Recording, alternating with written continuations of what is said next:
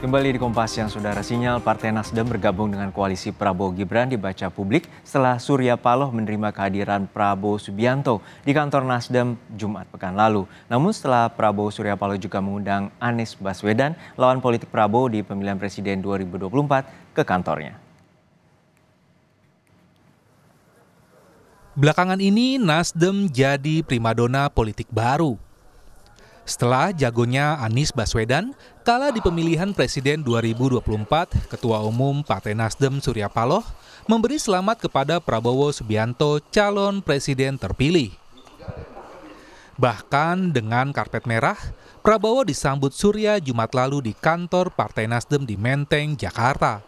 Prabowo mengajak Surya bergabung dengan koalisinya. Dan Surya menjawab masih 50-50. Saya selalu menawarin, saya selalu mengajak, benar nggak? Ya, iya. Itu penghargaan Pak Prabowo aja. Pak Paloh kemarin menyatakan bergabung dengan pemerintah bukan prioritas. Artinya nanti setelah Oktober kalau diajak sama Pak Prabowo akan bergabung dengan. Kita lihat perkembangan ke depan. Berarti ada kemungkinan bergabung sama 2 kursi. Itu 50-50 possibility-nya, Mas. Pak tidak mau khawatir mengembosi upaya di MK, Pak. Kita lihat. Lalu lebih berat kemana? Posisi 50-50 Nasdem sebenarnya. Apakah lebih berat bersama Anies Baswedan Muhaimin Iskandar yang memilih menggugat hasil Pilpres ke Mahkamah Konstitusi atau sudah ringan menuju koalisi pemerintahan Prabowo Gibran hingga 2029? Yang jelas sampai hari ini posisi kami masih seperti yang sama, koalisinya tetap 01. Bagaimana ending dari ajakan ini nanti kita lihat, tetapi pikiran kita sama-sama ingin membangun, ingin menciptakan sesuatu. Kita berharap juga pemerintahannya kuat. Ada yang tanya bagaimana Nasdem mau tetap oposisi apa koalisi. Bapak Surya tadi mengatakan peluangnya 50-50. Nah, pegang itu aja. Peluangnya 50-50. Seperti hendak memberi kesan bersama jagonya di Pilpres, Jumat petang Surya mengajak Anies buka puasa bersama. Di tempat yang sama, kantor Partai Nasdem. Bedanya tanpa karpet merah. Usai bertemu Surya, Anies menyampaikan bahwa Surya dan Nasdem masih bersamanya. Soal bergabung koalisi dan masuk kabinet Prabowo Gibran, Anies tak mempersoalkan.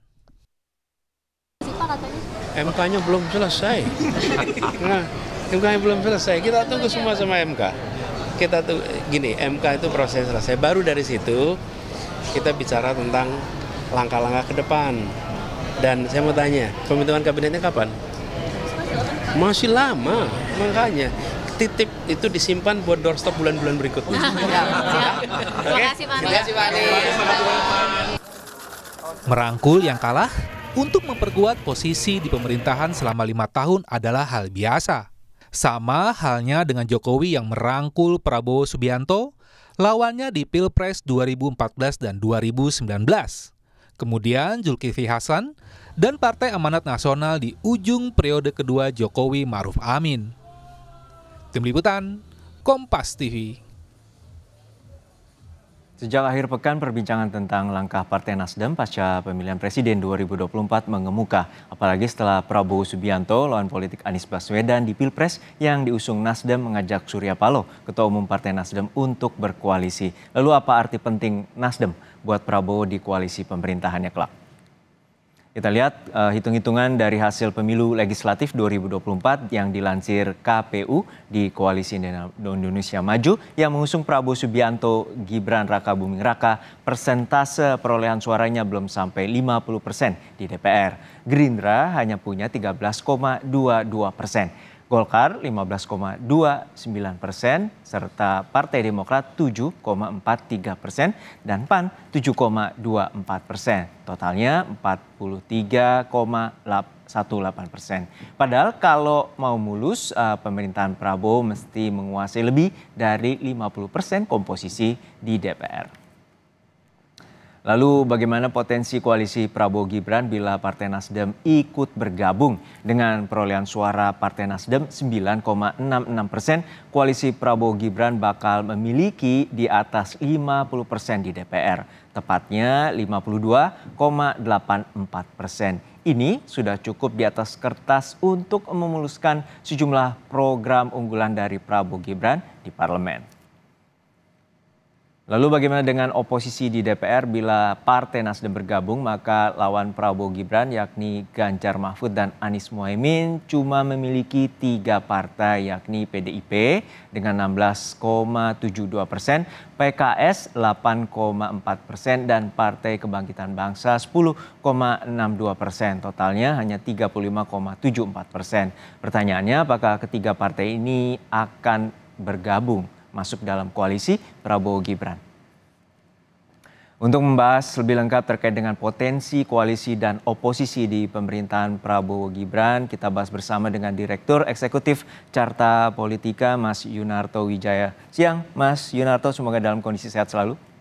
Selamat siang, sehat-sehat. Ya, saat hari Jumat lalu Prabowo mendatangi langsung ke Nasdem Tower, tempatnya Pak Surya Paloh. Apakah ini terlalu dini dan kita bisa mengartikan 50-50 ini artinya satu kaki dari Partai Nasdem ini sudah berada di pemerintahan? Iya, sebetulnya ini tidak mengagetkan ya, minimal karena 2 hal. Konteks sehari atau 2 hari sebelumnya kita tahu Bang Surya Paloh ini baru menyatakan statement memberikan selamat kepada Prabowo Gibran dan mengakui kemenangan Prabowo Gibran. Saya pikir ini kan memang lanjutan saja dari statement Bang Surya Paloh. Dalam konteks lain kita juga sebenarnya tidak kaget melihat karakter dari Partai Nasdem ini kan sejarahnya ketika didirikan langsung masuk dalam barisan kekuasaan ya, mengusung Pak Jokowi, lalu kemudian 2 periode dalam barisan kekuasaan.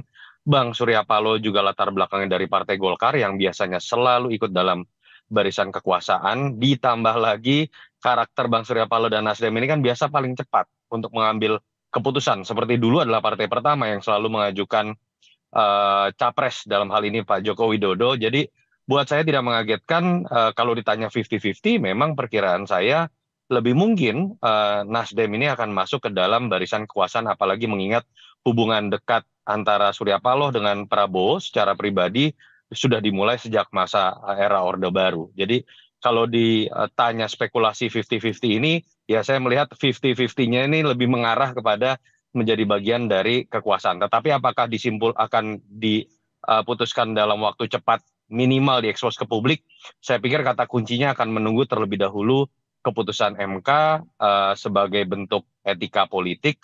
Dan kita tahu juga masa untuk pembentukan kabinet seperti kata Anies Baswedan masih sangat lama, 7 bulan dari sekarang minimal. Ya, dan ini menjadi menarik bila nantinya oposisi makin kecil dan Nasdem akan berhasil dirangkul. Lalu partai mana lagi yang dibutuhkan oleh Prabowo untuk masuk kembali di koalisi pemerintahannya kelak? Sebetulnya kalau kita bicara kebutuhan ya, cukup 50% lebih sedikit. Dan memang dengan masuknya Nasdem ini, hitung-hitungan saya bahkan bukan hanya di angka 52%. Kalau kita bicara perolehan kursi itu sudah di atas 55% ya. Jadi sebenarnya sudah memenuhi prasyarat lebih dari cukup. Tapi yang kita lihat dari sejarah kan bagaimana pengalaman SBY jilid kedua mengumpulkan sampai 75,34% kekuatan, bahkan coba dipermanenkan melalui setgap walaupun gagal. Pak Jokowi di periode kedua bahkan di atas 80% kekuatan koalisi. Jadi seperti ada sebuah kebiasaan merasa dirinya akan aman itu bukan sekedar 50% plus lebih sedikit, tapi ingin menggapai angka yang bisa dikatakan gemuk cenderung. Sehingga koalisi pemerintahan ini siap kalau ada 1 atau 2 partai yang katakan membalelo. Dan kalau kita lihat statement Pak Prabowo memang kecenderungannya itu punya potensi membangun koalisi yang gemuk atas nama Persatuan Nasional ya, ingin merangkul semua begitu. Jadi kalau saya lihat mungkin tidak akan berhenti pada Partai Nasdem. Bukan tidak mungkin akan ada kejutan mengingat hubungan baik Pak Prabowo dengan Ibu Mega, ada upaya untuk membangun koalisi juga dengan PDI Perjuangan. Nah yang menarik adalah kalau upaya itu dilakukan dengan PDI Perjuangan, apakah akan melalui restu Jokowi atau tidak? Yang kita tahu sampai detik ini masih jadi pertanyaan, apakah hubungan baik antara Pak Jokowi dengan PDI Perjuangan sudah terjalin lagi atau tidak. Tapi yang ingin saya katakan seperti ini, apakah tradisi membangun koalisi gemuk ini baik? Seharusnya secara tata negara itu tidak cukup baik, karena pertama akan melemahkan oposisi dalam konteks check and balances. Yang kedua, buat koalisi pemerintahan pun akan terbangun koalisi gemuk yang biasanya akan mengorbankan yang namanya kualitas kabinet, karena pada akhirnya akan membangun komposisi kabinet yang lebih ke arah politik dagang sapi, pada lebih banyak kader-kader partainya, padahal kita tahu kalangan teknokratis yang menjadi menteri ini biasanya yang lebih berprestasi, seperti kita lihat pada sosok Sri Mulyani, Pak Basuki, Bu Retno, dan lain-lain.